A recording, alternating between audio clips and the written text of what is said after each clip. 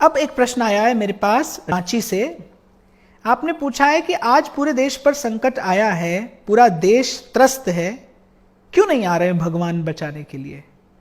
पूरा संसार जब काट काट कर खा रहा था निरीह प्राणियों को, कुचल रहा था मानवीय मूल्यों को अपने पैरों के नीचे, लोक लज्जा, धर्म, सभ्यता, संस्कृति, संस्कार सबको मनुष्य ताक पर रखकर और पशु की भांति सुख भोग करने में लगा हुआ था।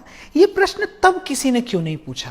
ये प्रश्न मुझसे बहुत लोग पूछ चुके कि क्यों नहीं आ रहे भगवान इस समय बचाने के लिए। यदि आज आपको भगवान के आने को लेकर मन में संशय हो रहा है, तो जब आपसे मुझसे अनीति हो रही थी, जब आपसे मुझसे अनाचार हो रहा था, जब आपसे मुझसे पाप हो रहा था, होता चला जा रहा था, हमने धर्म की मर्यादा, हमने सभ्यता, संस्कृति सबको छिन्न भिन्न कर दिया, ये प्रश्न तब हमारे मन में क्यों नहीं उठा?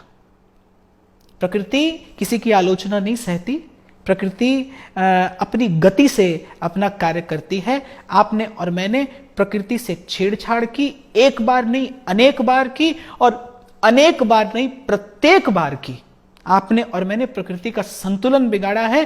अब अवसर है प्रकृति के उत्तर देने का। और मुझे लगता है कि कभी कभी जब शत्रु बहुत अधिक बलशाली हो तो समर्पण कर देना पड़ता है।